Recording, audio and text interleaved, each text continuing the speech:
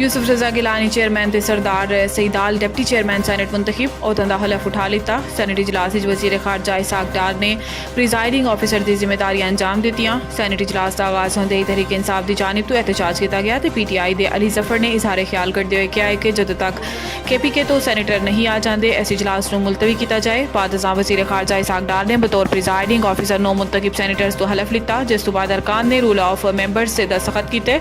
आज़ाद हैसियत तो सैनेटर मुंतखब होने वाले फैसल बावड़ा ते JUI दे मौलाना अब्दुल वासे ने सैनेट की रुकनीत का हलफ नहीं उठाया।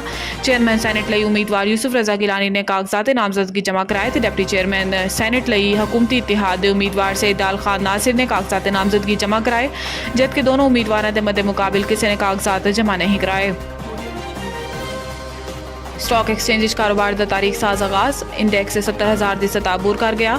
कराची पाकिस्तान स्टॉक एक्सचेंज कारोबार का आगाज एक होर रिकॉर्ड तो होया जिदे 100 इंडेक्स 70,000 पॉइंट्स की सतह अबूर कर गया।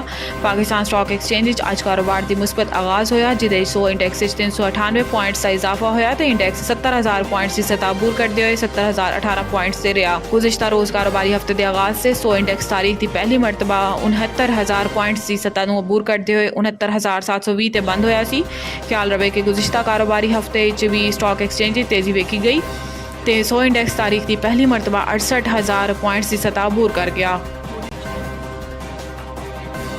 सऊदीया का पाकिस्तान के मरकजी बैंक डिपॉजिट्स 3 तो बढ़ा के $5 अरब करने का फैसला। CEO Saudi Arabia holding company Mohammed Al Qahtani ने एक बयान किया है कि पाकिस्तान से सऊदी अरब ने $5 अरब की सरमायाकारी मनसूबे ते अमल दरामद तेज़ कर दिता। वज़ीर आज़म पाकिस्तान के दौरे सऊदी अरब ते वली अहद तो मुलाकात अहम पेशरफ्त हुई तो पाकिस्तान ते सऊदी अरब $5 अरब की सरमायाकारी मनसूबे ते अमल दरामद तेज़ करने ते इत्तफाक होया। मोहम्मद अल कहतानी ने कहा है कि सऊदी अरब पाकिस्तान के मरकजी बैंक डिपॉजिट्स 3 अरब तो बढ़ा के $5 अरब करेगा। सऊदी अरब ऑयल रिफाइनरी ते तांबे की काना सरमायाकारी करेगा। सऊदी अरब के इकदाम गुज़िश्ता तय पाए वसी समझौते का हिस्सा ने। मोहम्मद अल कहतानी का कहना सी कि सऊदी अरब पाकिस्तान $21 अरब सरमायाकारी लिए बातचीत कर रहा है।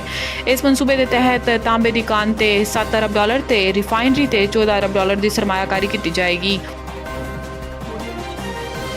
वाशिंगटन IMF प्रोग्राम के खदोखाल से गुफ्तगू शुरू होगी। वज़ीर खजाना का बयान। वाशिंगटन IMF प्रोग्राम के खदोखाल से गुफ्तगू शुरू होगी। वज़ीर खजाना इस्लामाबाद विफाकी वज़ीर खजाना मोहम्मद औरंगजेब का कहना सी कि असी तमाम सूबा की मुशावरत कम करांगे। दौरा अमेरिका के दौरान IMF तो प्रोग्राम के खदोखाल गुफ्तगू करांगे। वज़ीर आज़म मियां शहबाज शरीफ के हमराह दौरा सऊदी अरब तो वापसी से इस्लामाबाद मीडिया नाल मुख्तसर गुफ्तगू करते हुए विफाकी वज़ीर खजाना मोहम्मद औरंगजेब का कहना सी कि जो भी असी फेडरेशन करांगे सूबा की मुशावरत तो करांगे।